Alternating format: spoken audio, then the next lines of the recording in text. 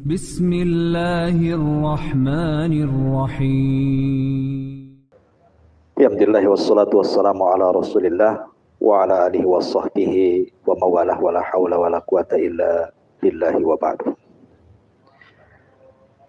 Alhamdulillah, di malam hari ini kita bisa kumpul di Kaila Catering ini, dan kita doakan semoga pemiliknya yang sedang umrah ini dijaga oleh Allah Subhanahu wa taala sehingga bisa pulang dengan selamat. Amin ya rabbal alamin. Salawat dan juga salam kita hadiahkan kepada Rasul kita Nabi besar Muhammad sallallahu alaihi wa ala alihi wasallam. Pembahasan di malam hari ini pembahasan yang sangat sederhana tentang doa supaya kita terhindar dari hutang, dan yang punya hutang supaya cepat dilunasi Allah hutang-hutangnya. Jadi ini kita akan membahas satu doa penting ini. Doa ini antum bisa baca di pagi dan juga di petang hari. Ma'asyiral muslimin yang dimuliakan Allah Subhanahu wa taala, dahulu di zaman Nabi sallallahu alaihi wasallam, Nabi sallallahu alaihi wasallam suatu ketika berjalan dari rumahnya menuju masjid. Rupanya di masjid itu ada anak muda yang sedang murung. Nampak kesusahan di wajahnya. Karena biasanya orang yang susah itu nampak murung durja di wajahnya. Sehingga Nabi SAW bertanya kepada anak muda ini. Anak muda ini namanya Abu Umamah radhiyallahu anhu. Nabi heran. Kenapa? Karena anak muda ini duduk di pojok masjid bukan di waktu sholat, tapi di waktu duha. Karena biasanya di waktu duha di zaman itu kan orang sibuk berniaga, yang berniaga. Yang punya kebun sibuk dengan kebunnya. Yang bekerja sibuk dengan kerjanya. Sama juga. Hari ini juga sama, waktu duha itu waktu sibuk-sibuknya orang kerja kan. Mulai dari jam 7 sampai jam 12 itu orang sibuk. Yang ke kantor ya ke kantor, yang kerja di jalan raya, yang punya sawah ya ke sawah, yang ke ladang ke ladang.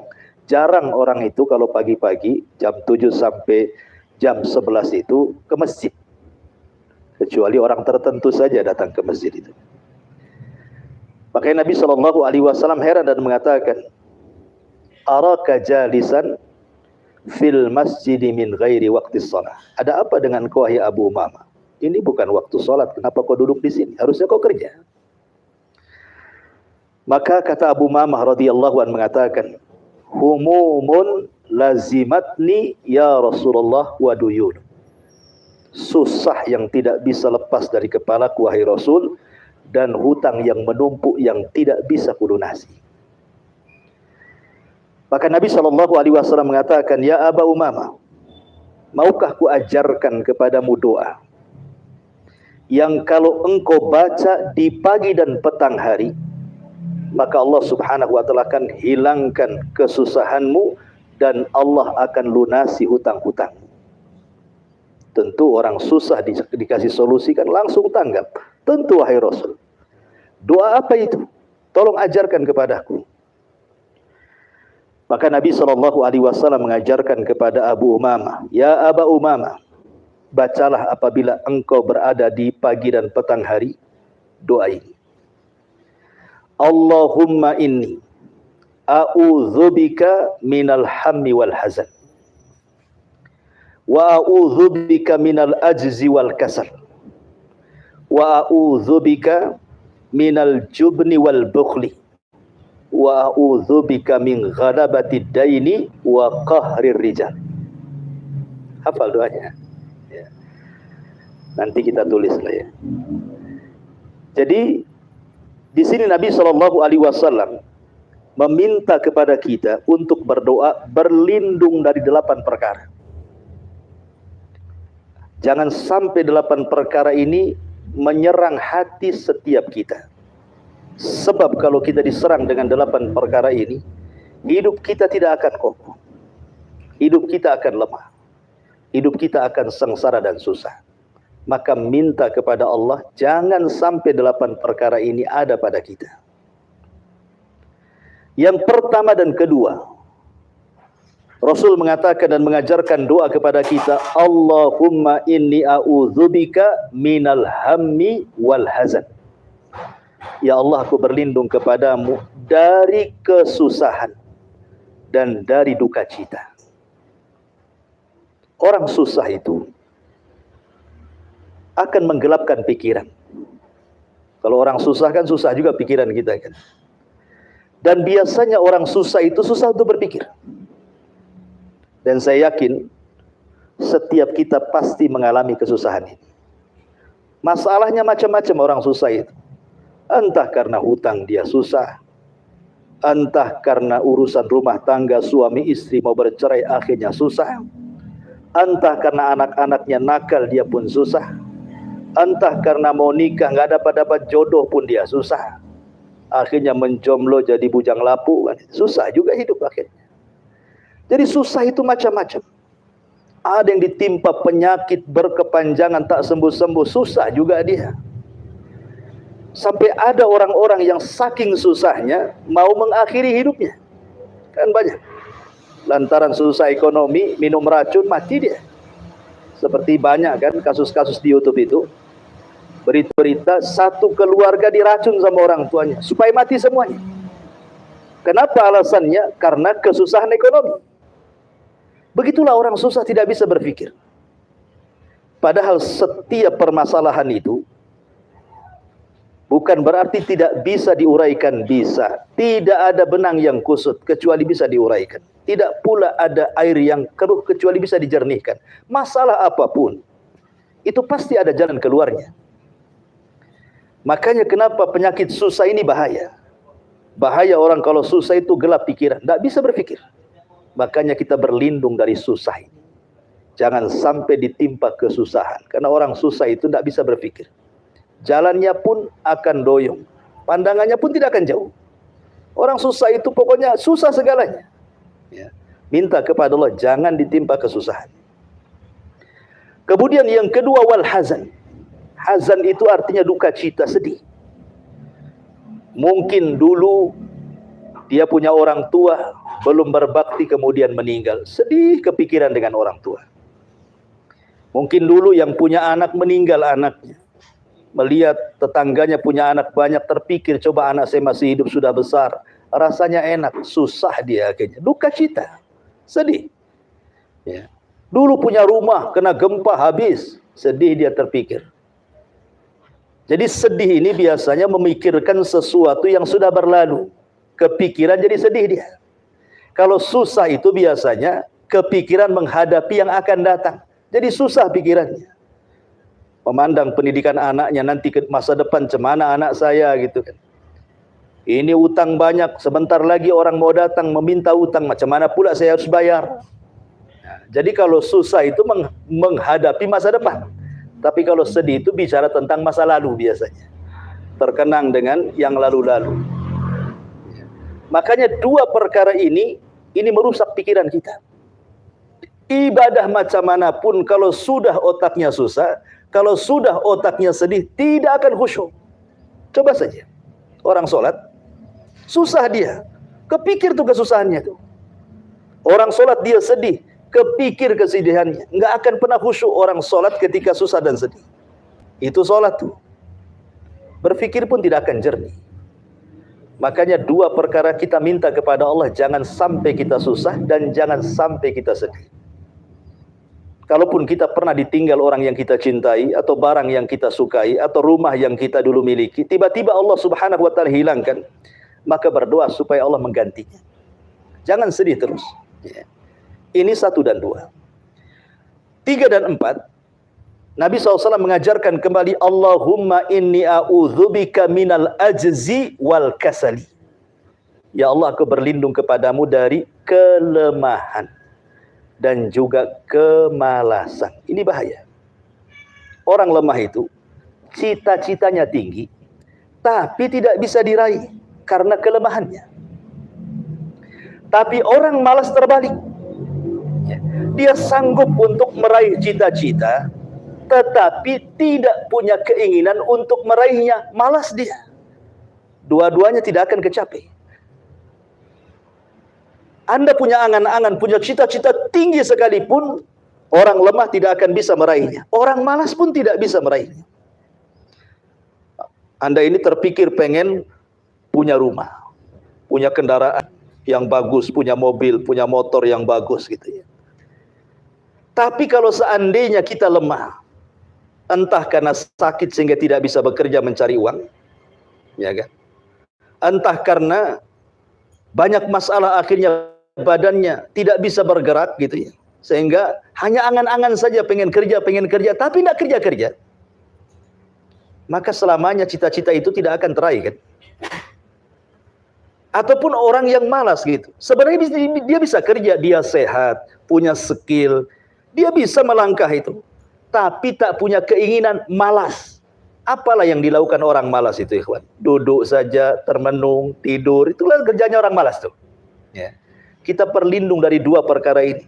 Jangan sampai lemah dan jangan pula sampai malas. Sering saya contohkan, panggilan azan saja di masjid itu. Kalau orang lemah, dia pengen ke masjid tapi tidak bisa. Kenapa? Boleh jadi dia sakit. Pengen ke masjid itu berjamaah, tapi tidak bisa. Kakinya tidak bisa dilangkahkan. Boleh dia stroke, asam urat, gula, dan begitu seterusnya. Tidak bisa dia sampai ke masjid. Padahal masjidnya sebelah rumah. Tapi ada yang bisa melangkahkan kakinya. Tinggal 2 langkah dia ke masjid. Tidak akan bisa. Berlindung kepada Allah, jangan sampai malas. Berlindung kepada Allah, jangan sampai lemah. Ya. Ini yang ketiga dan keempat. Yang kelima dan keenam. Nabi mengatakan, Allahumma inni a'udzubika minal jubni wal bukhli. Ya Allah, aku berlindung kepadamu dari sifat pengecut dan juga dari sifat bakhil. Orang bakhil ini bahaya. Dan orang pengecut ini bahaya. Dan orang pengecut ini bahaya. Orang pengecut atau penakut, dia tidak akan sukses selamanya. Baik cerita atau penakut, dia tidak akan sukses selamanya. Baik cerita agama atau cerita dunia. Orang penakut itu tidak bisa. Dia punya modal, kemudian punya skill, tapi tidak punya keberanian. Mau usaha nggak akan bisa. Karena hanya orang nekat yang berani yang akan sukses. Walaupun mungkin di awal dia bisnis, dia mungkin boleh jadi tidak berhasil, tapi ada pengetahuan untuk melangkah ke depannya. Tapi orang pengecut ini tidak akan berjalan, dia diam saja di tempat. Modal ada, relasi banyak, skill ada, tidak akan maju, nggak berani. Takut bangkrut, takut hilang, takut ini, takut itu. Ya akhirnya bergerak di tempat dia. Ya begitu-begitu saja kehidupannya. Tidak akan pernah meningkat. Itu urusan dunia tuh. Apalagi urusan agama. Pengecut. Tidak mau menasihati, gak berani. Pamannya yang sudah berkeluarga, suami menasihati istri, gak berani. Menasihati anaknya gak berani. Dalam pekerjaan menasihati kawannya gak berani. Pengecut. Maka selamanya kerusakan akan ada terjadi di situ. Maka harus berani orang itu. Selama itu kebenaran sampaikan. Ya. Ataupun bakhil. Bakhil ini lebih bahaya lagi. Ada orang numpuk-numpuk harta, maksud dia itu menguasai harta, sudah tertumpuk hartanya, harta pula yang menguasai dia. Biasanya seperti itu. Harta itu menguasai kita. Niatnya kita kuasai harta, nanti kalau sudah kaya, saya sudah prediksi ini, saya mau sumbang masjid itu, musola ini, panti asuhan ini, pengen haji, pengen umroh, sudah kaya lupa semuanya tuh. Karena Rasul yang mengatakan kalau seandainya anak Adam ini diberi 2 lembah semua emas, pasti ingin 2 lembah emas yang lainnya. Karena Allah yang mengatakan jama'a malahu wa addada yahsabu anna malahu akhladah. Kalau orang suka ngitung kekayaan, pamannya punya kos-kosan 5 pintu. Sebelahnya ada tanah kosong tuh. Sudah kepikir itu tanah punya siapa tuh? Bisa dibeli, nambah lagi tuh kos-kosannya ke sebelah kan gitu ya. Terpikir ke situ tuh. Kepengen punya mobil, tak pala Corolla lah. Ya, mobil combat pun jadilah, yang penting punya mobil. Sudah dapat mobil itu, nengok pula mobil ada yang tahunnya lebih tinggi lagi. Kapan dia punya duit? Bisa tukar tambah lah dengan mobil itu. Nanti sudah punya lagi, pengen lagi seperti itu. Itulah dunia menguasai kita. Makanya hadis Rasul mengatakan, ta'isa abdu dinar wa ta'isa abdu dirham. Celaka hamba-hamba dinar, dirham, rupiah, dolar, ringgit, dan begitu seterusnya. Karena ada orang yang niatnya menguasai harta, justru harta pula yang menguasai dirinya. Makanya ketika itu pasti bakhil. Orang kalau sudah dikuasai harta, pasti dia bakhil. Tidak mungkin dia menjadi orang yang dermawan, itu mustahil. Lihat Qarun. Qarun ini ulamanya Bani Israel. Kalau dia baca kitab Taurat Nabi Musa itu indah suaranya. Suka Bani Israel kalau Qarun membaca Taurat itu. Indah sekali, sampai-sampai julukannya disebut Munawwir. Saking indahnya suara kalau dia ngaji Taurat tuh. Qarun dipuji suaranya. Datang kepada Nabi Musa, ya Musa tolonglah doakan kepadaku. Ada enggak amalan-amalan yang bisa mendatangkan rizki kepadaku? Musa pun kemudian membekali dengan doa Ismul A'zam, nama-nama Allah yang agung. Akhirnya dibukakan dunia kepada Qarun. Sudah kaya, datang syariat Musa meminta zakat. Apa kata Qarun? Enak saja orang itu minta zakat katanya. Innama utitu min ilmin indi. Ini kekayaan ini hasil daripada kecerdasanku. Kalau aku tidak cerdas, tidak mungkin kaya. Padahal dia tidak sadar bahwa harta itu titipan Allah. Kalau Allah mau mengambilnya, bisa saja kapan saja. Begitulah orang bakhil. Lebih celakanya, sampai bakhil ini bukan hanya sekedar harta. Sampai kepada orang bakhil, senyum pun bakhil. Ada orang yang senyum bakhil tuh. Tidak mau dia senyum. Senyum itu kalau ada maunya saja dia. Ya.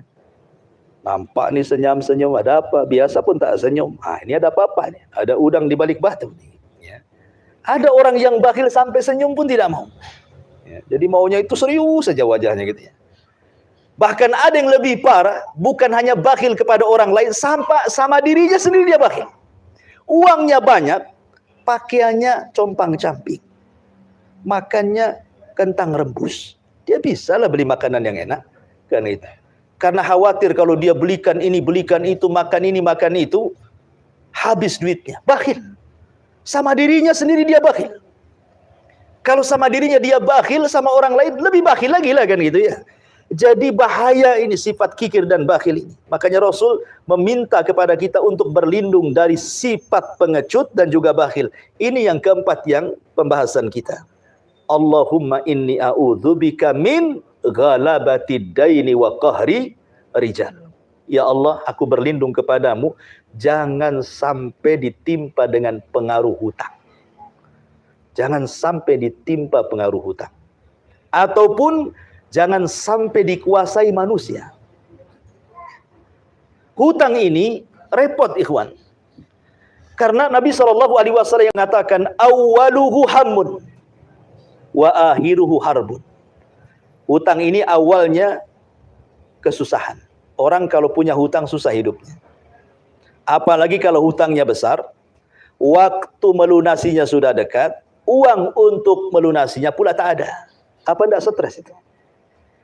Malamnya saya pastikan tidak akan tidur.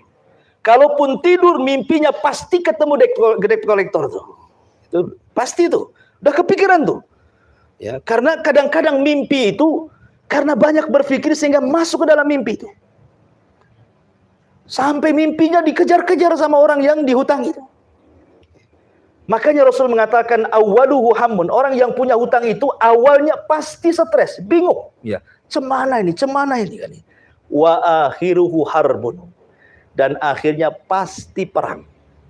Perang dengan orang yang kita pinjam hutangnya. Kadang-kadang di negeri kita ini yang payah, yang sangar itu yang berutang.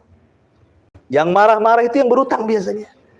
Harusnya yang marah itu yang ngutangi kan begitu. Uangku diambil kamu, kenapa kau pula yang marah kan gitu ya.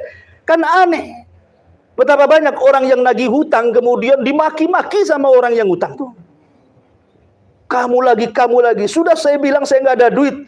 Lah datang dia pinjam hutang, subhanallah. Pujiannya tingkat tinggi. Oh kamu ganteng, kamu cantik, kamu baik, tolonglah pinjamkan.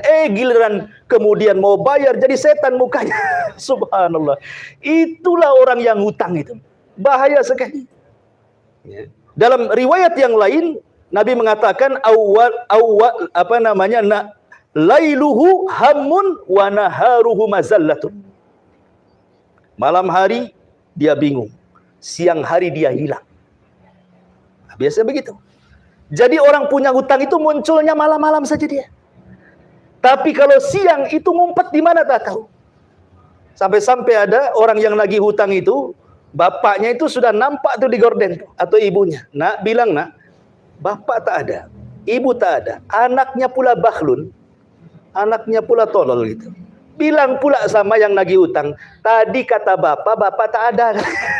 Stres, makin stres kan itu ya. Makanya orang punya hutang itu biasanya stres di awal, hilang pula siang-siang, hilang pokoknya. Munculnya itu di malam hari saja kayak setan dia. Ya. Nampak di malam hari, hilang di siang hari. Karena takut dikejar-kejar orang.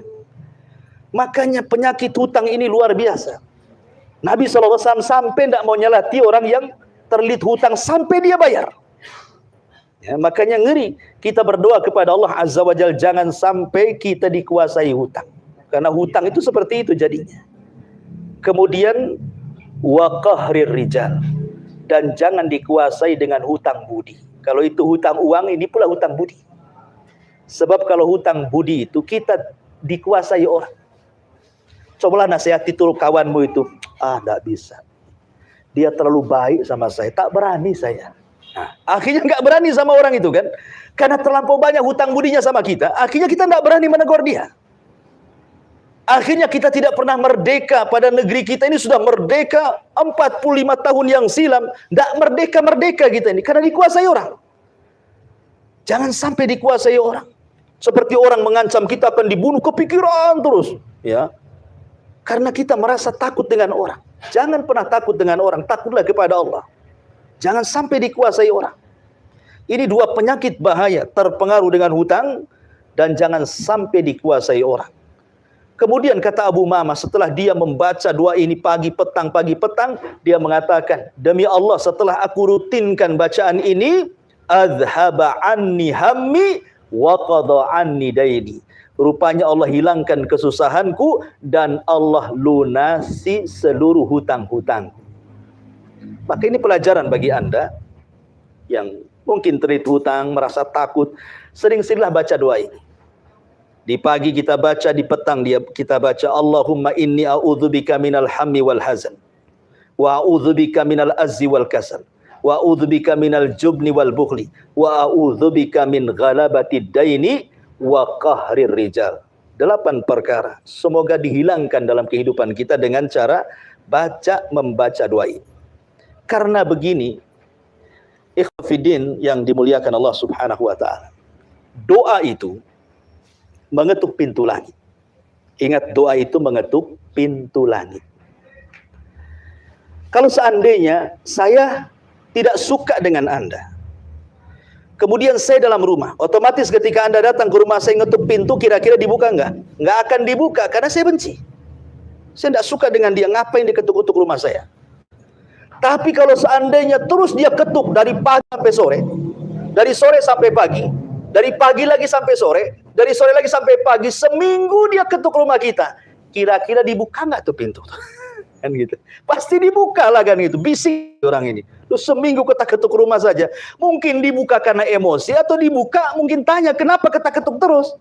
Kan itu. Artinya bahwa manusia saja kalau diketuk-ketuk pintunya pasti dibuka. Sementara kita mengetuk pintu langit. Tidak mungkin Allah tidak membukakan pintu langit karena doa-doa kita. Jadi kalau kita banyak berdoa, terus berdoa, lama-lama pintu langit akan dibuka. Dan Allah pun pasti akan mengijabah setiap doa hamba-hambanya. Dan ingat bahwa pengijabahan doa itu, terkadang Allah kasih cash. Kita utang banyak, baca doa ini sambil ikhtiar, rupanya sebulan sudah lunas. Seperti sahabat Abu Umamah ini.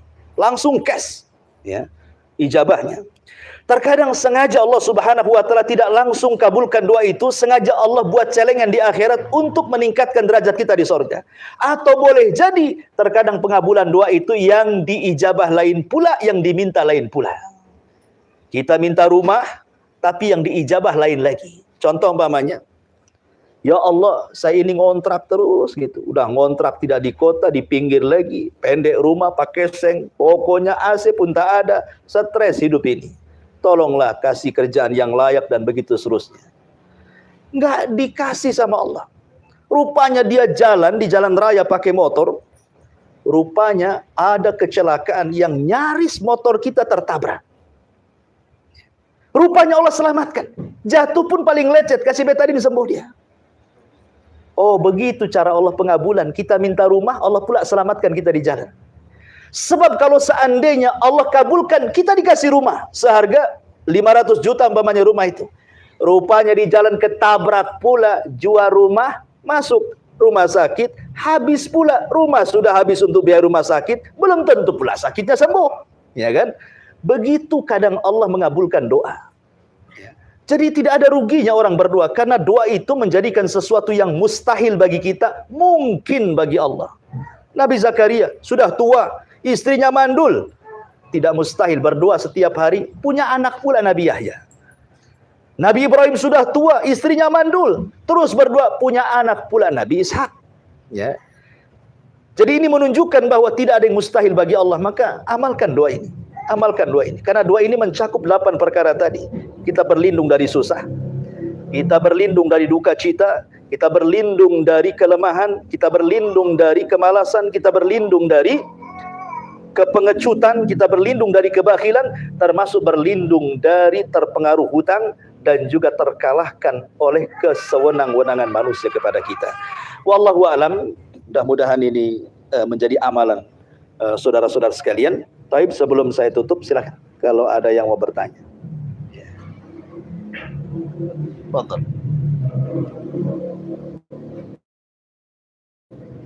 Ya ada? Alhamdulillah. Makin cepat makin baik gitu ya. Subhanakallah bihamdika asyhadu an la ilaha illa anta astaghfiruka wa atubu ilaik. Allah taala. Assalamualaikum warahmatullahi wabarakatuh.